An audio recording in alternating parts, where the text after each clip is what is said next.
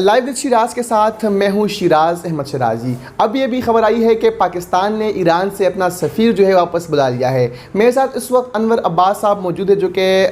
Bat کرتے ہیں، ان سے بات کریں کہ وجوہات کیا ہے۔ اگر بھی کل ہم نے دیکھا کہ ایران کی طرف سے اٹیک بھی ہوا، اس کے بعد دفتر خارجہ کی ترجمان دفتر خارجہ کی جانب سے بیان بھی سامنے آیا، اور آج اپنا سفیر واپس بلا لیا ہے۔ بنیادی طور پر یہ واقعہ ہے کیا؟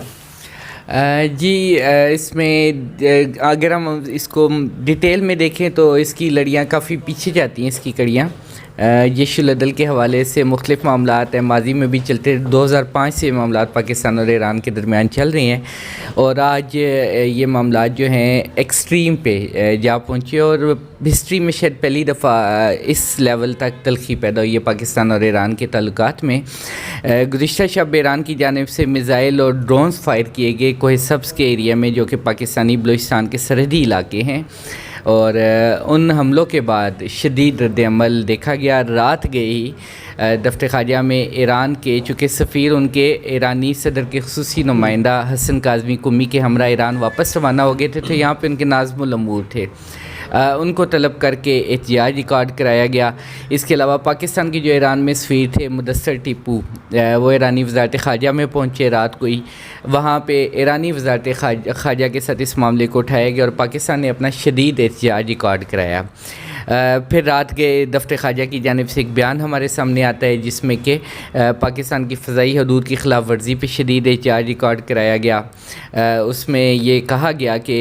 ایران کی جانب سے یہ حملے ناقابل قبول ہیں، پاکستان کی خود مختاری اور سالمیت کے خلاف ہیں، اور اس طرح کے کسی بھی اقدام کے سنگین نتائج برآمد ہوں گے اور ان کی ذمہ داری ایران پہ ہوگی۔ اور آج اب سے تھوڑی دیر قبل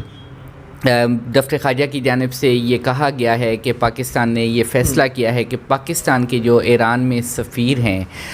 مدثر ٹیپو، ان کو واپس بلایا جائے گا، اور ایران کے جو سفیر جو کہ اس وقت ایران میں ہی موجود ہیں، وہ ایران کے دورے پر ہیں، انہیں بھی ممکنہ طور پہ کہا گیا کہ ابھی وہ واپس نہ آئیں۔ دونوں ممالک کے درمیان یہ تناؤ کی ایک ایکسٹریم ہے یا ایک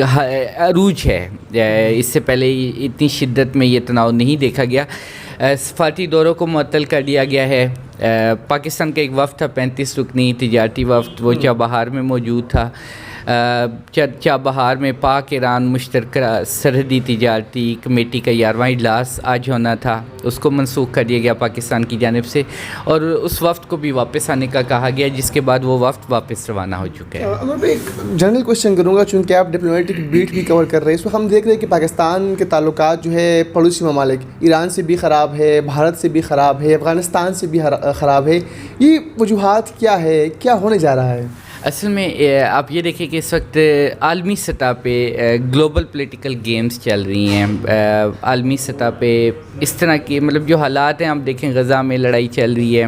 چین امریکہ کا تنازع جو ہے وہ عروج پہ ہے، روس اور امریکہ کا تنازع یوکرین کی وجہ سے چل رہا ہے، روس اور مغرب کے تنازعات چل رہے ہیں، تو یہ ایک عالمی تبدیلیاں اس وقت رونما ہو رہی ہیں، اور اس میں مختلف ممالک مختلف بلاکس کی طرف دیکھ رہے ہیں۔ پھر اس میں جب آپ مختلف بلاکس میں جاتے ہیں تو آپ کے ہمسایہ ممالک کی ضروری نہیں کہ آپ کے اور ان کے وی این یا سوچیں یا ترجیحات ایک جیسی ہوں، وہ مختلف بھی ہو سکتی ہیں، تو وہاں پہ آ کے اس طرح کے مختلف مسائل کا سامنا کرنا پڑتا ہے، اور یہی صورتحال ہے۔ اس طرح کے مسائل اور اس طرح کی تبدیلیوں کا ڈائریکٹ امپیکٹ اس وقت پاکستان پر بھی پڑ رہا ہے، اور پاکستان اس کا شکار ہے۔ بتایا جا رہا ہے کہ ایران نے پاکستان کے ساتھ ساتھ اور بھی ممالک پر جو ہے کل اٹیکس کیے ہیں، کیا اس طرح کی کوئی خبر ہے، اور اگر ہے بھی تو ایران کی طرف سے کیا موقف سامنے آ رہا ہے؟ یہ اور ممالک پہ کل اٹیک نہیں ہوا، بلکہ یہ پرسوں پاکستان پہ کل حملہ ہوا، اس سے ایک دن پہلے ایران کی جانب سے سیریا اور عراق میں،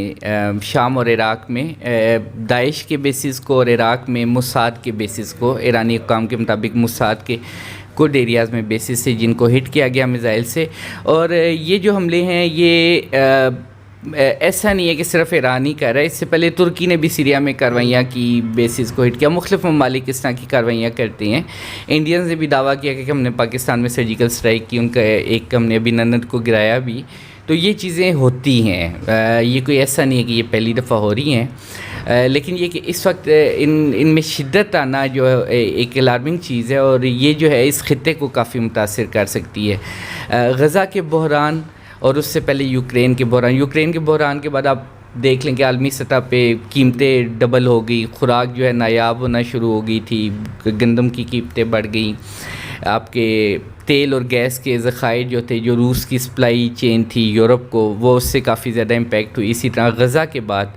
اگین صورتحال مزید ابتر ہو گئی، اور اب جو ہے یہ ان تبدیلیوں کے اثرات جنوبی ایشیا پہ، انڈیا، پاکستان، ایران، چین، افغانستان، ان سارے خطوں پر ہمیں آہستہ آہستہ دکھائی دیں گے۔ بہت شکریہ آپ کی قیمتی وقت کے لیے۔ انور عباس صاحب ہمارے ساتھ موجود تھے، اور آج جو پاکستان کی جانب سے ایران سے اپنا سفیر واپس بلا لیا گیا ہے، اس صورتحال پر ہم نے ان سے بات کی،